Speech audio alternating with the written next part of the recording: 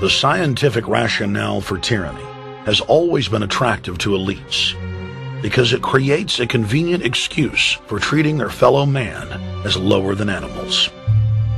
Robert Thomas Malthus, famous for saying that a mass food collapse would be helpful because it would wipe out the poor. His fictional scenario would later be called a Malthusian catastrophe. Malthus is important because his ideas led to the rise of a new scientific field that would dominate the course of human history for the next 200+ years. Charles Darwin, an admirer of the Malthusian catastrophe model, developed the theory of evolution, its chief tenet being the survival of the fittest. With the help of T.H. Huxley, known as Darwin's bulldog for his strong support of Darwin's theories were pushed into wide acceptance among key scientific circles throughout England and then the world. Darwin's cousin, Francis Galton, credited as the father of eugenics, saw an opportunity to advance mankind by taking the reins of Darwin's evolution theory and applied social principles to develop social Darwinism. The families Darwin, Galton, Huxley, and Wedgwood were so obsessed with their new social design theory that they pledged their families would only breed with each other. They falsely predicted that within only a few generations, they would produce supermen. The emerging pseudoscience was only codifying the practice of inbreeding, already popular within elites for millennia. The four families experiment was a disaster. Within only 2 generations of inbreeding, close to 90% of their offspring either died at birth or were seriously mentally or physically handicapped. The moneyed class of the planet, and particularly the royal families of the world, who were already obsessed with breeding and filled with a predatory disdain for the underclass, seized on the new science and began aggressively enforcing its aims worldwide.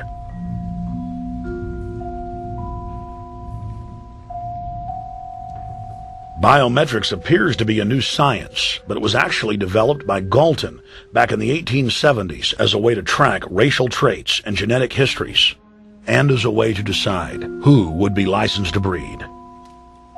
In 1904, the Cold Springs Harbor Research Facility was started in the United States by eugenicist Charles Davenport with the funding of prominent robber barons Carnegie, Rockefeller, and Harriman. In 1907, the first sterilization laws were passed in the United States. Citizens with mild deformities or low test scores on their report cards were arrested and forcibly sterilized. You're 17, aren't you, Alice? Yes, but what have you done with my folks? Well, we're trying to help them, Alice, and you too. They were taken to the hospital this afternoon. Hospital? Wasn't none of them sick this morning? We thought it necessary to present your family's case to the State Medical Commission. After an examination, they decided there was but one important action to take: to have your entire family sterilized. Why, what's that? I don't know what you're talking about. Now, in this state, we have a law which provides for such people to have an operation so there won't be any more children. I see. Now, we've placed your brothers in institutions where they'll be properly cared for. You can go back to your job soon. I'll arrange to have it held open for you. But I'm keeping my job. I'm not going anywhere. Now, you're going to the hospital too, Alice. And you mean they're going to stop me from having children ever? Exactly. I'm all right, I tell you. I won't go to any hospital.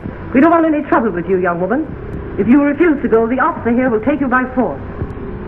In 1910, the U.S. Eugenics Record Office was set up. By then, the British had created the first network of social workers, expressly to serve as spies and enforcers of the eugenics race cult that was rapidly taking control of Western society.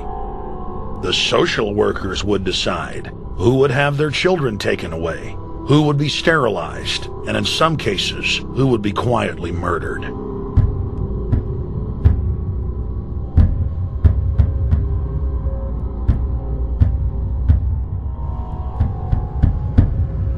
In 1911, the Rockefeller family exports eugenics to Germany by bankrolling the Kaiser Wilhelm Institute, which later would form a central pillar in the Third Reich.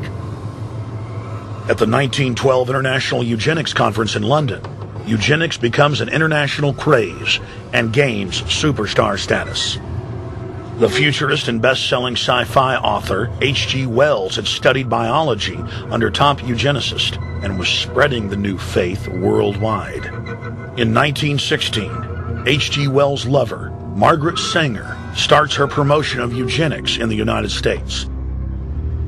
In 1923, Sanger receives massive funding from the Rockefeller family.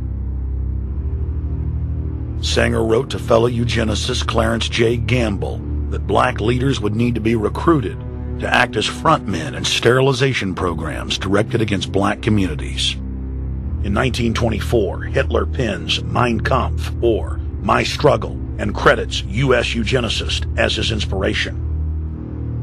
Hitler even wrote a fan letter to American eugenicist and conservationist Madison Grant, calling his race-based book, The Passing of the Great Race, his Bible. Hitler developed the plan for mass extermination of the Jews and what he called other sub-races, as well as the handicapped, from Grant. By 1927, eugenics hit the mainstream. The so-called science was aggressively pushed through contests at schools, churches, and at state fairs. Churches competed in contests with big cash prizes to see who could best implement eugenics into their sermons. Major denominations then tell Americans that Jesus is for eugenics. That same year in the United States, more than 25 states passed forced sterilization laws, and the Supreme Court ruled in favor of brutal sterilization policies. When Hitler came to power in 1933, one of his first acts was to pass national eugenics laws, modeled after laws in the United States.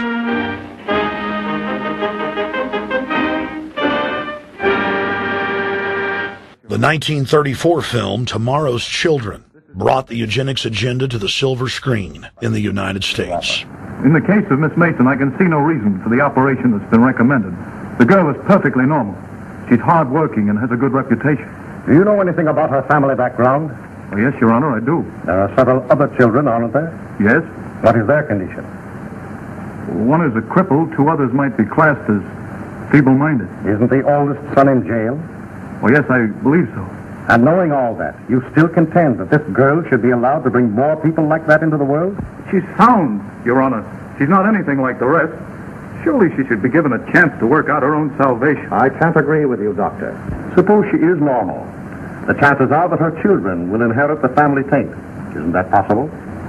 But, Your Honor, I'm sorry, Doctor. 3 generations of unfit are enough.